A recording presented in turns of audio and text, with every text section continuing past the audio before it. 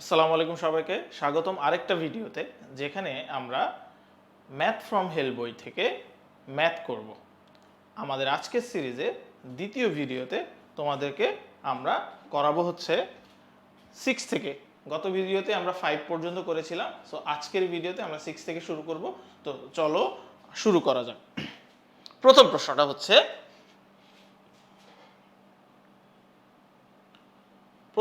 হচ্ছে Marcini primes are prime numbers that can be written in the form 2 to the power n minus 1.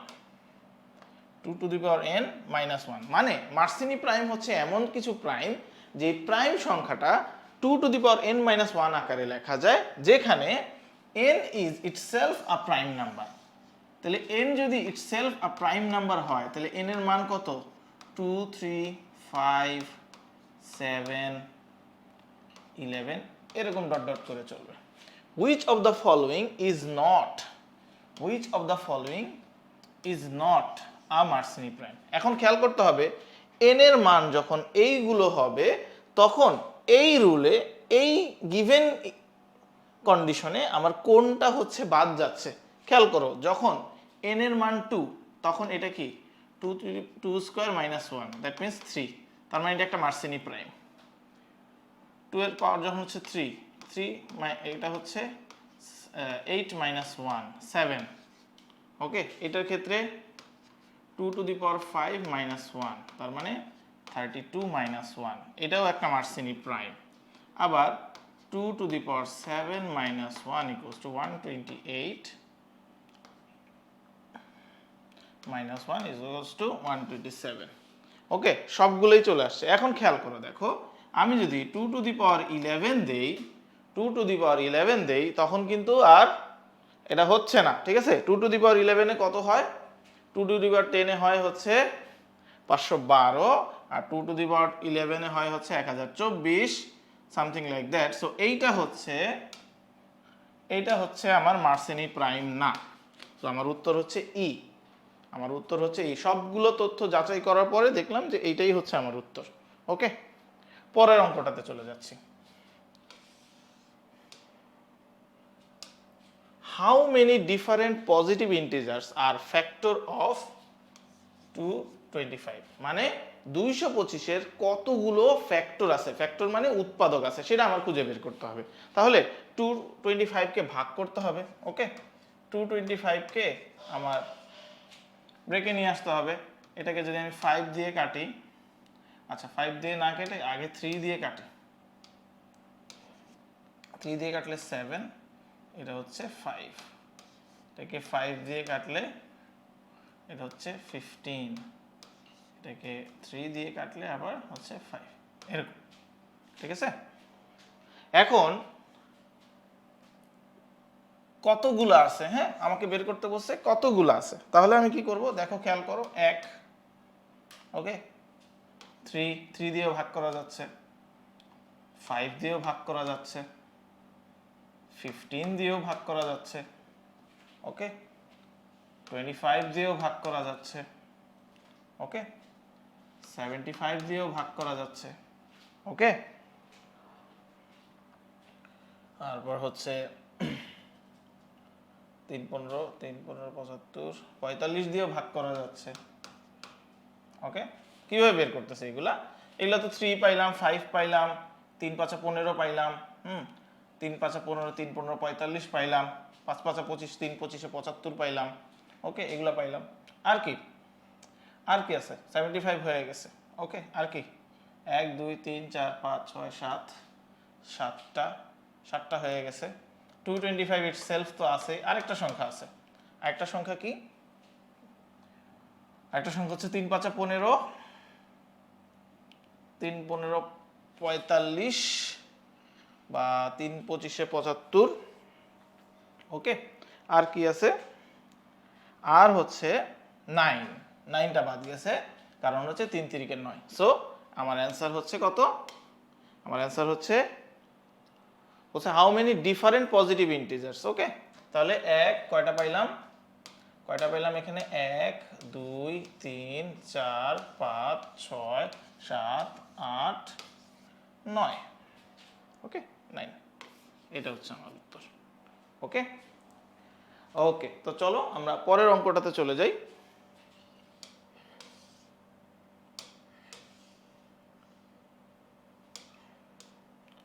পরের অঙ্কটাতে চলে যাই।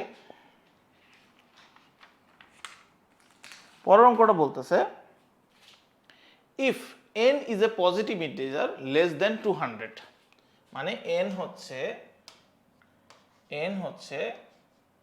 200 এর চেয়ে ছোট কোনো একটা positive integer, and 5n divided by 42 is an integer। খেয়াল করো, দেখো 5n divided by 42 এটা হচ্ছে একটা ইন্টিজার, দ্যাট মিন্স এটা হচ্ছে একটা ইন্টিজার, দ্যাট মিন্স যখন n এর ভ্যালুটা আসবে তখন এটা দিয়ে ভাগ গেলে একটা পূর্ণ সংখ্যা আসবে। ঠিক আছে, বলছে n has how many different positive prime factor, n এর কতগুলা ডিফারেন্ট পজিটিভ প্রাইম ফ্যাক্টর আছে। এখন খেয়াল করো, এইখানে 5 তো আছেই, n হচ্ছে এমন একটা সংখ্যা যেটা 42 এর মাল্টিপল, n হচ্ছে এমন একটা সংখ্যা যেটা 42 এর মাল্টিপল। এখন 42 এর মাল্টিপল কতগুলো আছে? 42 এর মাল্টিপল হচ্ছে 42 ইটসেলফ, 84 ইটসেলফ, আর কত আছে? 126 আছে। ওকে, তারপর হচ্ছে এটার সাথে যোগ করলে হয় 100,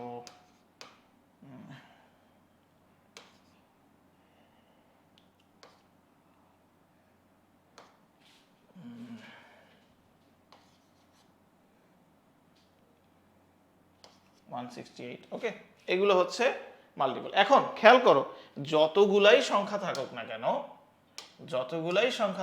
কেন, এই সবগুলা সংখ্যার প্রাইম ফ্যাক্টর কত? 42 এর প্রাইম ফ্যাক্টর বের করতে পারি আমরা। 42 এর প্রাইম ফ্যাক্টর হচ্ছে 2, 2 দিয়ে ভাগ যাচ্ছে, 3 দিয়ে ভাগ যাচ্ছে, 3 একে 3, 3 4 12, 7 দিয়ে ভাগ যাচ্ছে। আর কোনো প্রাইম নাম্বার দিয়ে কি ভাগ যাচ্ছে? আর কোনো প্রাইম নাম্বার দিয়ে কিন্তু ভাগ যাচ্ছে না। এখন 42 এর প্রাইম ফ্যাক্টর যেটাই ধরি না কেন, 42 এর মাল্টিপল যেটাই ধরি না কেন, এই সবগুলা সংখ্যার ক্ষেত্রে প্রাইম ফ্যাক্টর কিন্তু সেম, 2 3 7। ওকে, সো কয়টা প্রাইম ফ্যাক্টর আছে? তিনটা প্রাইম ফ্যাক্টর আছে। কার? n এর, কারণ n হচ্ছে 42, কারণ 5 তো আর 42 দ্বারা ভাগ যায় না, ঠিক না? সো 42 এর বা n এর প্রাইম ফ্যাক্টর হচ্ছে তিনটা। ওকে ওকে, আমরা চলে যাচ্ছি পরের অঙ্কে। এটা একটা মাল্টি লেভেল অঙ্ক, এটা হচ্ছে একটু ডিফিকাল্ট, একটু খেয়াল করে বুঝতে হবে। তো চলো শুরু করি। If some of n consecutive integers is 1, okay, if some of n consecutive integers is 1, বলতেছে কোন n সংখ্যক কনজিকিউটিভ ইন্টিজারের যোগফল হচ্ছে কত?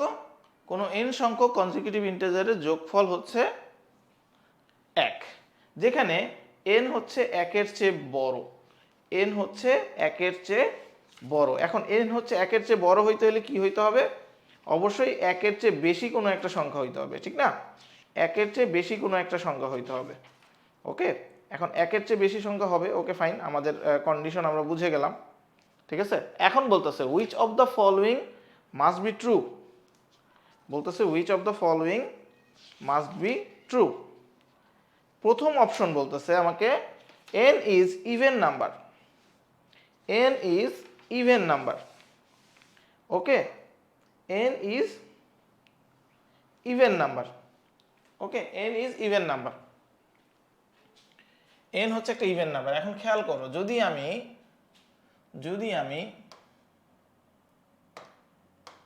আমি n কে ধরি হচ্ছে 2, তাহলে যোগফল 1 আসতে হলে কি আসতে হবে?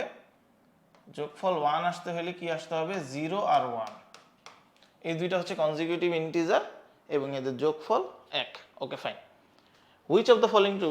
n ইভেন হতে পারে, সো যোগফল 1 হয়ে গেছে। n is odd number, odd number ধরতে গেলে কি, যেহেতু 1 এর চেয়ে বড়, তাহলে কি ধরতে হবে? 3 ধরতে হবে অথবা 5 ধরতে হবে। 3 ধরি, তাহলে -1 0 1, হবে না, সো n অড না, এটা হচ্ছে না। Average of or arithmetic mean of integer n is 1। তাহলে তো দেখি তো এই কন্ডিশনের ক্ষেত্রে 0 plus 1 divided by 2, that means 1/2। So এটাও হচ্ছে না, অ্যাভারেজ 1 না, আমাদের অ্যান্সার হচ্ছে এ, আমাদের অ্যান্সার হচ্ছে এ। ওকে, ভেরি সিম্পল, স্ট্রেট ফরওয়ার্ড ছিল। একটাই শর্তে, যে কোনো এই একটা শর্তেই কিন্তু কনজিকিউটিভ সংখ্যার যোগফল 1 হবে, অন্য যে কোনো শর্তে n সংখ্যক কনজিকিউটিভ সংখ্যার যোগফল কখনোই 1 হবে না। সো এটাই হচ্ছে ট্রিকি পার্ট ছিল এই অঙ্কের। সো আমরা চলে যাই পরের অঙ্কে,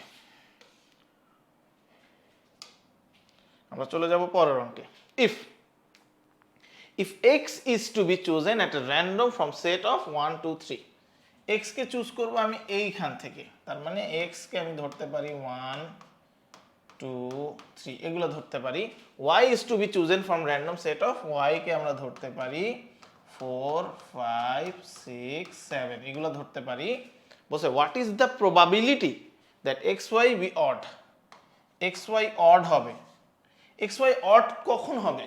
যখন odd odd গুণ হবে। এখন খেয়াল করো দেখো, আমাদের এই জিনিসটা আমাদের শিখতে হবে যে odd times odd equals to odd, odd times even equals to even, even times even equals to even। ওকে, এটা হচ্ছে একটা সূত্র। odd plus odd equals to even, even plus odd equals to odd,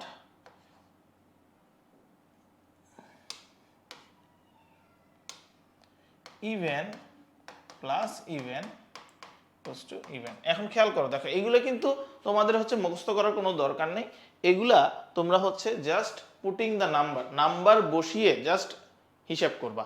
যখন অড টাইমস অড এর কথা আসবে তখন তুমি চিন্তা করবা 3 আর 5 গুণ করলে কত হয় 15, 15 হচ্ছে একটা অড নাম্বার। এভাবে আবার অড টাইমস ইভেন, ধরো 3 × 2, অড টাইমস ইভেন 3 × 2 দিলে 6, তার মানে ইভেন আসতেছে। সো এভাবে টেকনিক্যালি মনে রাখলেই তোমাদের মাথায় বেশি থাকবে, যদি মুখস্থ করতে যাও তাহলে মাথা থাকবে না। এখন বলতেছে xy কখন, বলছে what is the probability that xy will be odd. এখন খেয়াল করো xy গুণ করলে অড ইভেন কতগুলো হতে পারে, এখানে উপাদান সংখ্যা আছে 3টা, এখানে উপাদান সংখ্যা আছে 4টা, এদেরকে গুণ করলে আমি উপাদান সংখ্যা পাবো 12টা, এদেরকে গুণ করলে আমি উপাদান সংখ্যা পাবো 12টা, এদেরকে গুণ করলে আমি উপাদান সংখ্যা পাবো 12টা। এখন অড পাবো কয়টা একটু খেয়াল করে দেখো, এই যে অড, এই যে অড, এই যে অড, আর এই যে অড, কয়টা 2 2, দুইটা, এদিকে দুইটা এদিকে দুইটা। এখন খেয়াল করো দেখো, যদি গুণ করি তাহলে 1 আর 5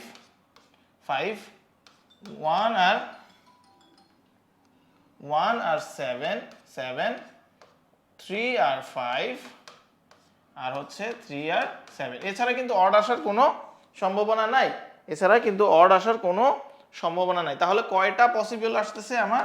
4টা। তাহলে আমার রেজাল্ট কি আসতেছে 1/3। 1/3 কোথায় আছে? বি তে, বি হচ্ছে আমাদের উত্তর। ওকে, সো এই ছিল আজকের জন্য আমাদের অঙ্ক।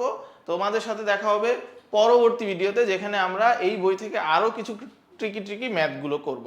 ওকে, ততক্ষণ পর্যন্ত আল্লাহ হাফেজ।